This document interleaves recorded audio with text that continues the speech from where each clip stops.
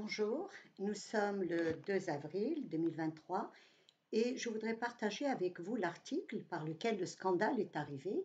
Cet article que j'ai publié sur le site le 360 du 28 mars 2023 pour dénoncer une injustice, un abus. Et à l'heure où je vous parle, nous sommes donc le 2 avril. Aujourd'hui, cet article a produit véritablement une traînée de poudre. Et ce qui est vraiment rassurant, c'est qu'à un haut niveau, l'affaire a été prise en considération. Le ministre de la Justice a fait un communiqué de presse où il assure que justice sera rendue, que lui-même est étonné et scandalisé à l'heure qu'il est, le ministre de la Justice a déployé, chargé deux assistantes sociales pour s'occuper de cette victime dont je vais vous parler. Mais ce qui est vraiment extraordinaire, sécurisant, rassurant, c'est qu'il y a eu véritablement une mobilisation tant de la part des institutions que de la part de la société civile qui se sont mobilisées pour faire en sorte qu'il n'y ait pas cette impunité dont je vais vous parler. Donc voilà, je voulais vous présenter cet article par lequel le scandale est arrivé, un article donc qui a été publié sur le site d'information le 360 du 28 mars 2023, après que j'ai reçu une information bien sûr de INSAF et de Mariam Latmani. L'article commence ainsi: lettre ouverte à Monsieur le ministre de la Justice. Le viol abject d'une fillette de 11 ans. Un jugement scandaleux. Une fillette de 12 ans accouche, violée par trois hommes, âgés respectivement, selon les informations que j'ai eues, de 25 ans, 32 ans et 37 ans. Un verdict de tribunal, le verdict, 2 ans de prison. Monsieur le ministre, je dénonce une injustice inadmissible. S, cette petite fille, on va l'appeler Sana, 11 ans, vit dans un douar près de Tifelt. Son père a refusé de l'inscrire à l'école qui se situait à 6 kilomètres de la maison. Elle devait traverser une forêt, donc le père avait peur que la petite se fasse violer et à 11 ans, la petite est analphabète. Un mercredi, qui est le jour du souk, Sana, seule à la maison, va être assaillie par trois hommes du voisinage. Ils la violent tous les trois et la menacent de la tuer, de tuer sa famille si elle parlait. Les viols se répètent. Le premier violeur est marié, père de trois enfants. Le second est le neveu du premier. Le troisième est leur voisin. Le premier violeur, donc, a une nièce de l'âge de Sana à qui il demande plusieurs fois de lui ramener Sana. La nièce assisterait, selon ce que nous avons appris, la nièce donc assiste au viol de Sana par les trois hommes.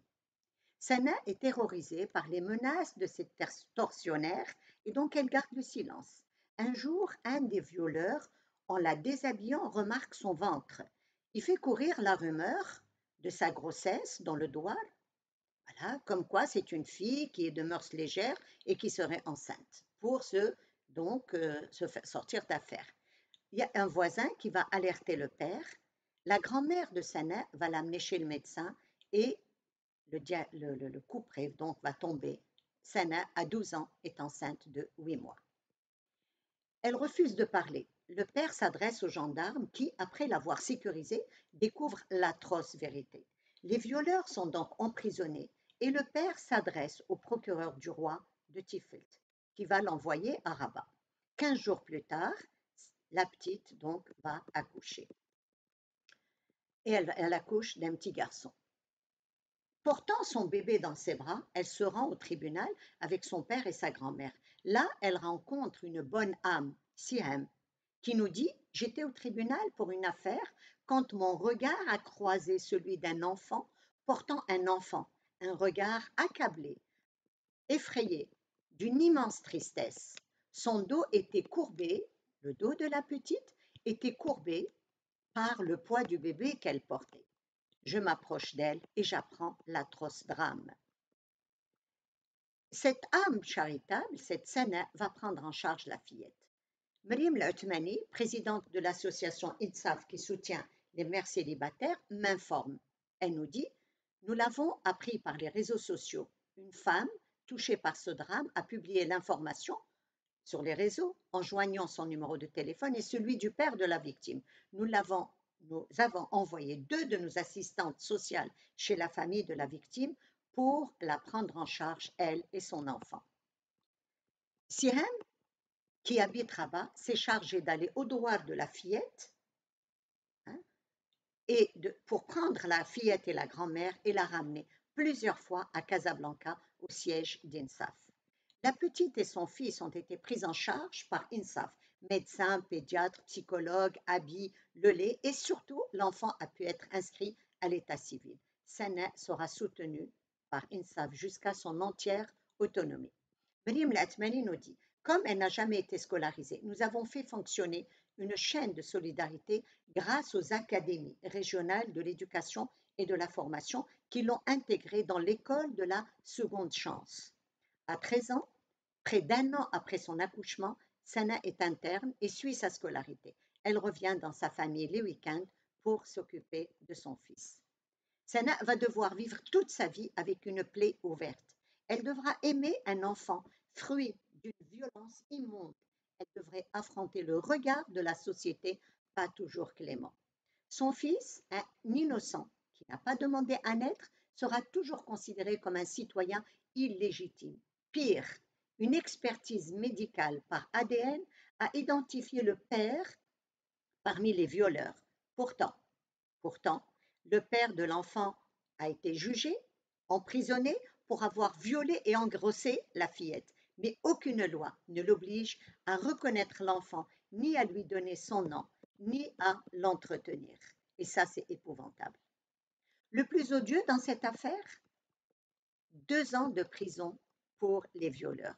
2 d'entre eux doivent verser à la victime 20 000 et 20 000 dirhams et le troisième doit verser 30 000 dirhams d'indemnité. Monsieur le ministre de la Justice, j'aimerais comprendre ce verdict. Je ne suis pas juriste. Je ne suis qu'une simple citoyenne choquée, ahurie, scandalisée. Et je suis sûre que chaque personne qui lira cet article le sera, y compris vous. À ma connaissance, le viol est lourdement pénalisé par la législation marocaine. L'article 486 du Code pénal stipule qu'un viol est l'acte par lequel un homme a des relations sexuelles avec une femme contre le gré de celle-ci. Les juges ont considéré que ces viols répétitifs en bande, organisés par 3 majeurs sur une fillette de 11 ans, ont été consentis. Selon le Code pénal, si le viol a été commis sur une mineure de 18 ans, la peine est la réclusion de 10 à 20 ans. L'article 486. S'il y a eu défloration, la réclusion est de 20 à 30 ans, article 488.